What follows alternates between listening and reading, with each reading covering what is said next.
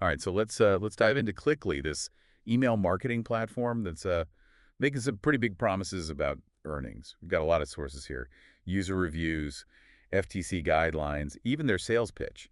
And let's just say things get kind of murky. Yeah, what's really fascinating here is how Cliqly presents itself. Like on the surface, they've got this free platform, tons of subscribers, and they dangle this dream of making thousands of dollars a month.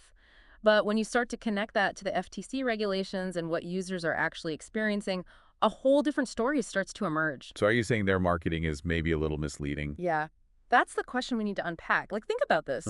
Their sales video throws around numbers like $75 million in earnings and promises that you can make $1,261 in your first month and scale up to over $15,000.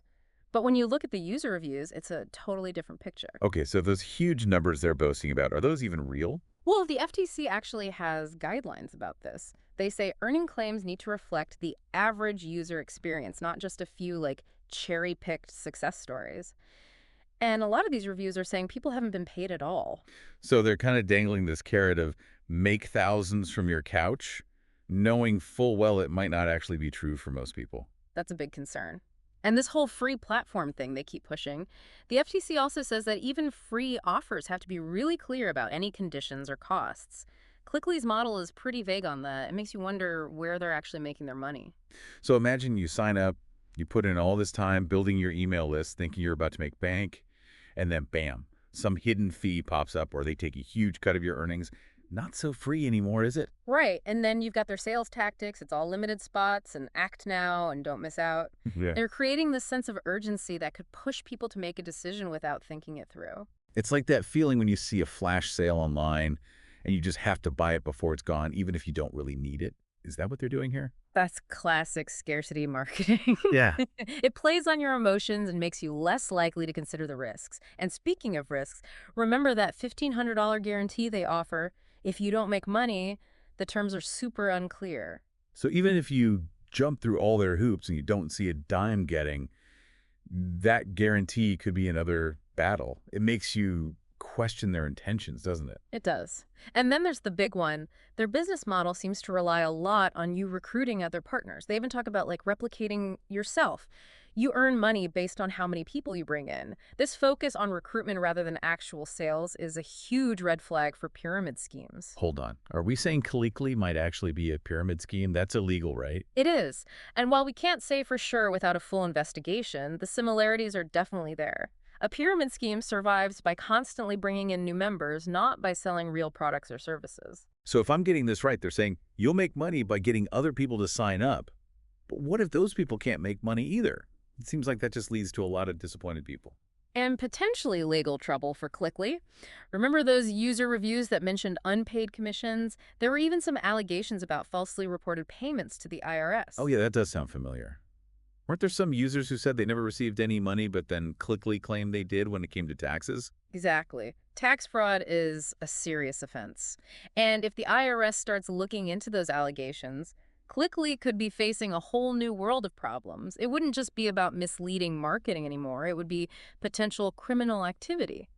So not only could they be in hot water with the FTC for their shady practices, but also with the IRS for potential tax fraud. That's a double whammy. It makes you wonder, how are they even still operating? That's the question a lot of people are asking. But it seems like for now they're flying under the radar. And sadly, it's the everyday people who get caught in the middle who end up suffering the most. They're the ones who get lured in by these promises. They invest their time and money, and then those big paychecks never materialize. It's heartbreaking to think about all those people who might be struggling because of this. They're trying to make their lives better, maybe find some financial freedom, and then they end up trapped in this web of deception. It's a classic bait and switch. They hook you with the dream, reel you in with these promises, and then they leave you empty-handed. And it's not just the financial loss, it's the emotional toll, too. That feeling of betrayal, of being taken advantage of. It can be devastating. It makes you question who you can trust online. How are you supposed to know what's legit and what's a scam? That's the million-dollar question. But the good news is there are red flags you can watch out for. Think of it like a detective game. You're looking for those clues that something might not be right. Okay, I'm ready to play detective. What kind of clues should we be looking for? Well, we've already touched on some of them. Those unrealistic earnings claims, high-pressure sales tactics, vague guarantees. But there are a few others to keep in mind. All right, give me the inside scoop. What else should I be watching out for? Okay, first off, be wary of any opportunity that focuses more on recruiting people than on selling actual products or services. Like, if their main pitch is about building a team and making money off your recruits, that's a major red flag. So if their business model seems to depend more on getting new members than on actually doing something productive, that's a sign to run the other way. Exactly. Another thing to look out for is a lack of contact information or a physical address for the company. Like, if you can't find a way to reach them directly or verify their location, that's a big warning sign. Makes sense. You want to know there's a real company behind those promises? hmm Not just some faceless website? Absolutely. And always do your research before committing to anything. Google the company name, read reviews from other users, check for complaints with the Better Business Bureau. The more information you gather, the better equipped you'll be to make an informed decision. So it's all about being a savvy online detective. Don't just take their word for it. Do your own digging and see if the story checks out. Precisely. Because unfortunately, in the world of online marketing, there are plenty of sharks lurking in the waters, just waiting to take advantage of unsuspecting victims. Okay, we've covered a lot of ground here about Cliqly and their questionable practices. But I'm curious, what does their story tell us about the bigger picture of online marketing? Is this kind of deception becoming more common? That's a great question, and I think it highlights a growing concern about the rise of misleading advertising and deceptive practices in the digital age. It's not just Cliqly. There are countless companies using similar tactics to prey on people's desire to make money online. So it's becoming harder to separate the legitimate opportunities from the scams. Exactly.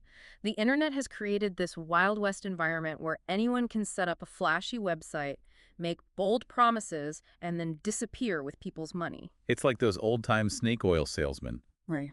But now they're hiding behind computer screens. That's a perfect analogy.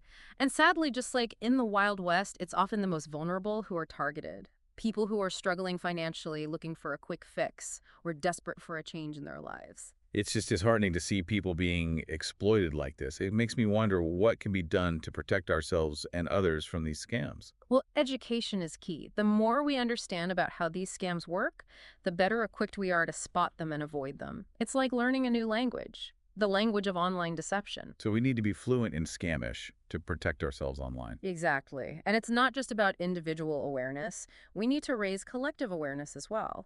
Talk to your friends and family, share your experiences, warn others about potential dangers. The more we spread the word, the harder it will be for these scammers to operate. It's like a community watch program, but for the online world. We all look out for each other and share information about suspicious activity. That's a great way to put it. And it's not just about talking. We can also take action. Report any suspicious activity to the FTC, write negative reviews on websites and social media, and support organizations dedicated to fighting online fraud. So it's about being proactive, not just reactive. Don't just sit back and hope it doesn't happen to you. Take steps to protect yourself and others. Exactly. And remember, the FTC and other regulatory bodies need our help to stay ahead of these scammers. They rely on reports from the public to identify and investigate these shady operations.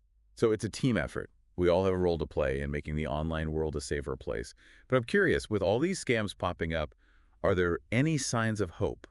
Is anyone fighting back against this tide of deception? So we've been talking about Cliqly and all their kind of shady tactics, but let's zoom out a bit. How does all this connect to being a smart consumer online these days? Yeah, we've talked about red flags, but it's important to remember these tactics are designed to play on your emotions and kind of bypass that rational thinking. They tap into that desire for quick success, financial freedom, that allure of easy money. So it's not just about knowing the facts, it's about being aware of how our own psychology can make us vulnerable to these schemes. Absolutely. Like, picture this. You're scrolling through social media and you see this ad that screams, make $10,000 a month working from home. Your brain immediately jumps to all the possibilities, right? Paying off debt, early retirement, that dream vacation. But before you even click that link, take a second. Pause. Engage those critical thinking skills. So take a breath and ask, is this too good to be true? Exactly. Ask yourself, what evidence are they giving to back up those claims? Does it even sound realistic? Are they being upfront about how their business actually works? And most importantly, trust your gut. Does it feel right? Yeah, you got to trust your instincts and not be afraid to walk away if something feels off. Absolutely. And remember, you're not alone in this. There are resources out there to help you make informed decisions. The Better Business Bureau, the FTC, even independent review sites. They can all give you valuable insights and help separate the truth from the hype. So it's like having a team of online detectives on your side, helping you investigate these claims and make smart choices. That's a great way to put it. And the more we all do this kind of critical thinking, the less power these deceptive marketers have.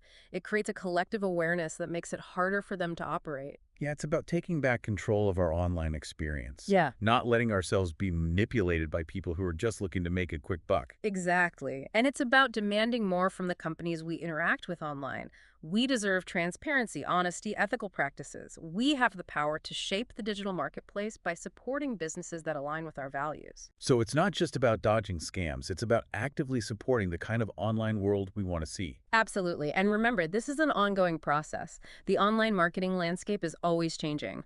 We have to stay informed, stay vigilant, stay connected to those resources that can help us navigate this ever-changing world. Well, I think this deep dive has given us all a lot to think about. It's a good reminder that while the internet offers amazing opportunities, there are definitely risks too.